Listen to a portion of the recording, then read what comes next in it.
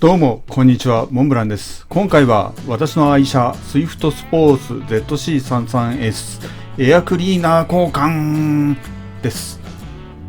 私が今使っているエアクリーナーは1万キロごとの交換が推奨されています。うっかり1万7000キロ以上無交換で走っていました。約2倍ですね。忘れていました。ということでエアクリーナーを交換します。エアクリーナーは純正タイプを使用していますのでメンテナンス動画になります。では早速行ってみましょう。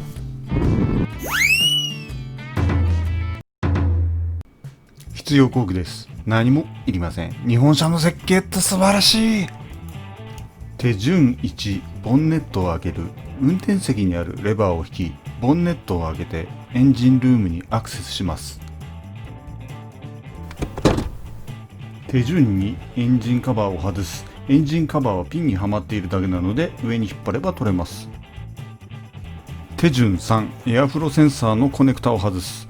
コネクタ外れ防止用の黄色いストッパーを引き出します。コネクタを外します。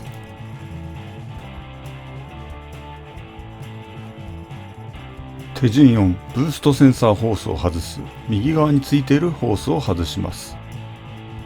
引っ張って抜くだけです。手順5、エアクリーナーボックスを開ける。ボックスの蓋を固定しているスナップ金具を外します。蓋を手前に引きながら上に持ち上げて開けます。手順6、エアクリーナーを交換する。エアクリーナーを隙間から取り出し、新しいものに交換します。ボックスの上側がエンジン側、下側が外気側です。手順7、エアクリーナーボックスを閉める。2背面の突起をボックスの穴に差し込むように押し込みます。突起が入ったら蓋を下に押し付けて閉めます。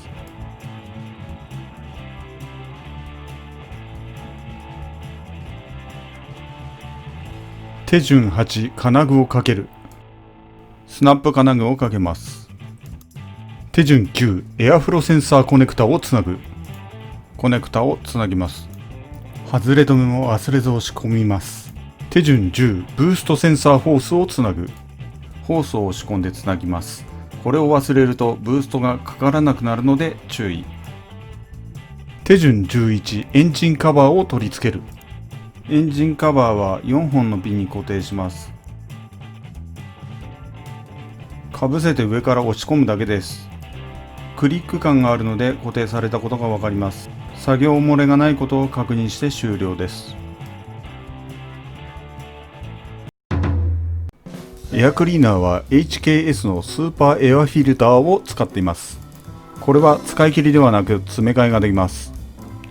今回は詰め替え用フィルターを買いました。2200円。純正品より安いです。詰め替え手順も紹介します。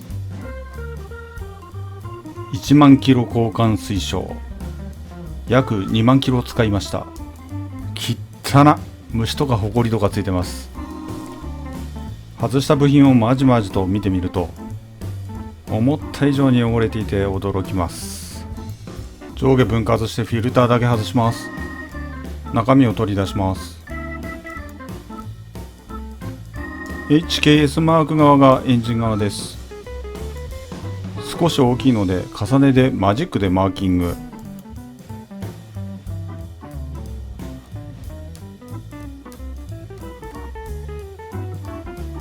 余分な箇所をハサミで切り落とします。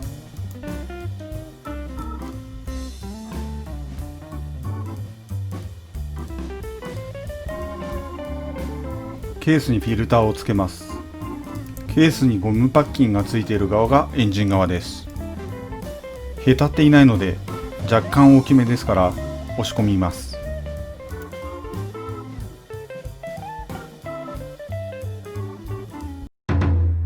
今回は純正タイプのエアクリーナー交換を行いました。特に体感できるものではないですけど消耗品を新しくしたので気分がいいです。最後までご視聴ありがとうございました。それじゃあまたな。